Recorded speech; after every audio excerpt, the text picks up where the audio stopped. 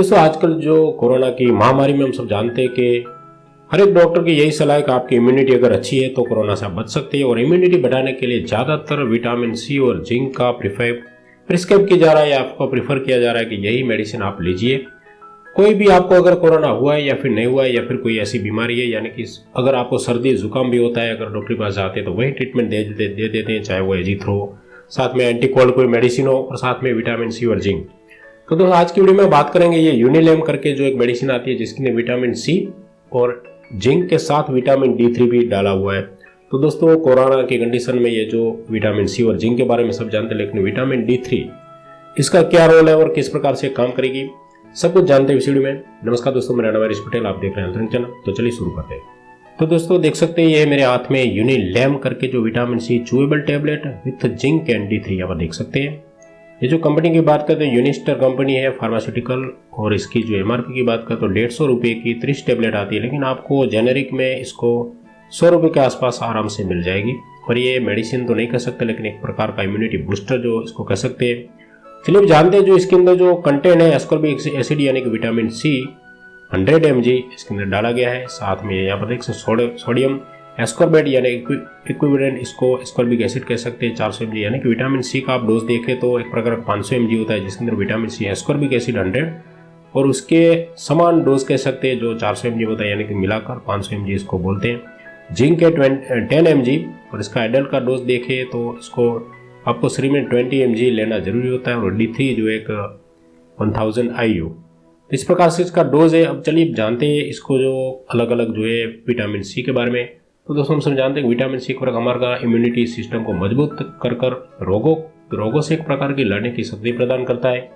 यह एक प्रकार का अच्छा एंटीऑक्सीडेंट भी इसे कह सकते हैं। यह हमारे रक्त में मौजूद ल्यूकोसाइट्स यानी कि जिसको हम व्हाइट ब्लड सेल कहते हैं उसको भी काम करने में उसको भी जरूरी है, उसका भी अच्छी तरह से WBC हमारा काम करे ताकि इम्यूनिटी बढ़े, जिसे हमारा हम कह सकते हैं कि जिसके श्वेत रक्त कोशिकाओं जिसको एक प्रकार का संक्रमण से भी मजबूती से लड़ने की एक शक्ति देता है। यानी कि किसी भी प्रकार का अटैक होता है हमारे बॉडी के अंदर, चाहे बैक्टीरियल हो या फिर वायरल इन्फेक्शन हो, उसमें लड़ने के लिए एक प्रकार की इम्यूनिटी प्रदान करता है ये। इसके अलावा दोस्तों इसके अंदर जो दूसरा जो है विटामिन सी का अगर डोज की बात करें देख सकते हैं दोस्तों, यहाँ पर एक वयस्क की बात करें एडल्ट की तो 65 से 19 मिलीग्राम डोज निर्धारित किया जाए। इसके इनसे भी ज़्यादा से ज़्यादा 2000 मिलीग्राम तक भी अगर लेते हैं तो कोई प्रॉब्लम नहीं होता है। विटामिन सी एक प्रकार का पानी में घुलनशील यानी कि वाटर सोल्यूबल विटामिन से कहा जाता है। विटामिन सी ने न तो शरीर के अंदर भीतर बनता है और नहीं ये स्टोर होता है, इसलिए यदि इसकी मात्रा ज़्यादा भी हो जाए तो भी नुकसान नहीं होता है। इसके अंदर अधिक मात्रा अगर हो जाती है तो एक फिल्टर से वो बाहर निकल जाता है, पेशाब के जरिए कोई प्रॉब्लम नहीं होती है इसके अंदर। अब बात करते हैं दोस्तों विटामिन डी का अगर बात करें तो खास करके हमने सबने सुना है कि विटामिन डी हड्डियों के लिए जरूरी होता है, ये हम सभी जानते हैं, लेकिन यह शरीर के भीतर ऐसे प्रोटीन को बनाने में भी मदद करता है जो विशेष रूप से रेस्पिरेटरी ट्रैक्ट के बैक्टीरिया जो भी यानी कि हमारे फेफड़ों में जो भी बैक्टीरिया होता है और वायरल किसी भी प्रकार का इन्फेक्शन उसको मारने में मदद करता है।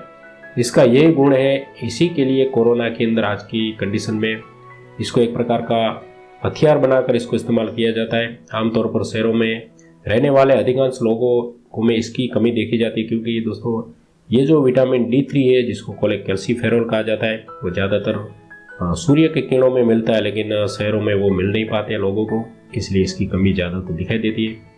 इसलिए ये एक प्रकार का सामान्य भोजन में भी नहीं पाया जाता है, इसलिए इसको बाहर से मेडिसिन के रूप में आपको लेना पड़ता है।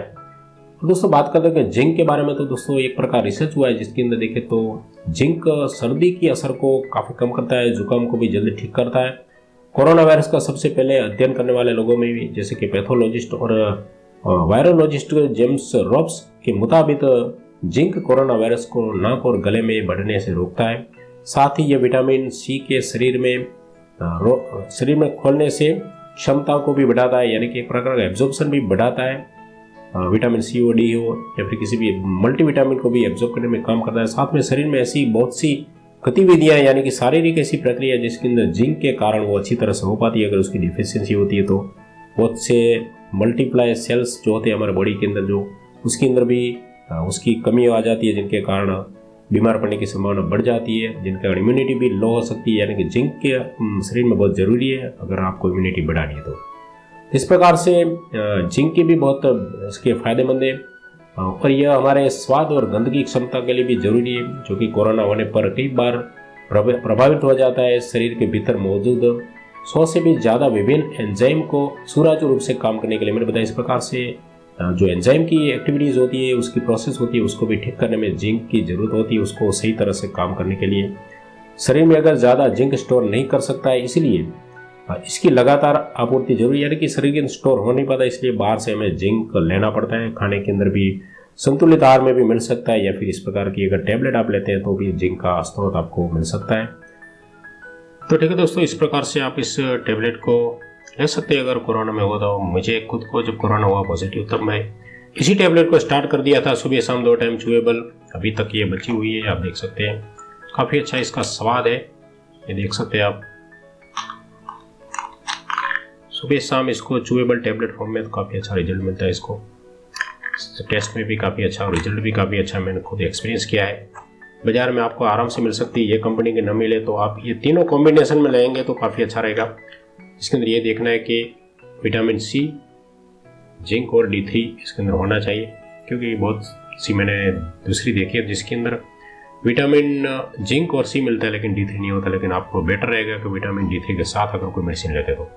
जब आपको कोरोना पॉजिटिव हो, अगर आपको कोई सिम्टम ज़्यादा नहीं है और घर पर आइसोलेशन की अगर आपने डॉक्टर को सलाह दी कि आपको कि घर पर रह कर रहिए, तो आप ये मेडिसिन ऑफ कोर्स लीजिए। साथ में जो भी बनता है आयुर्वेदिक ट्रीटमेंट जो होती है, आयुर्वेदिक काढ़ा है या फिर नींबू पानी है, शरबत, जूस, ऐसा चालू रखिए तो काफ़ी हद तक आप ठीक हो जाएंगे।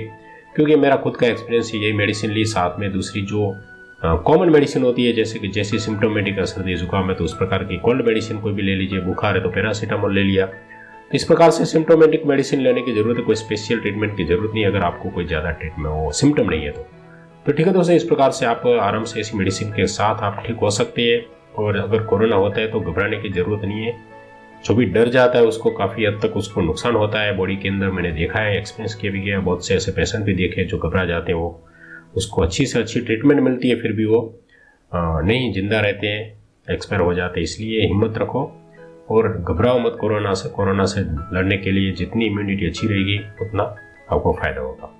तो ठीक है दोस्तों, इस प्रकार से मैंने आपको विटामिन सी, जिंक और D3 वाली टेबलेट यूनिलेम जो यूनिस्टर द्वारा निर्माणित है, इसके बारे में पूरी जानकारी दी। अगर वीडियो पसंद आएगी, कुछ कमेंट है तो कमेंट बॉक्स में लिखिए। तो मिलते हैं ऐसे वीडियो के साथ, तब तक के लिए जय हिंद, जय भारत। Thanks for watching.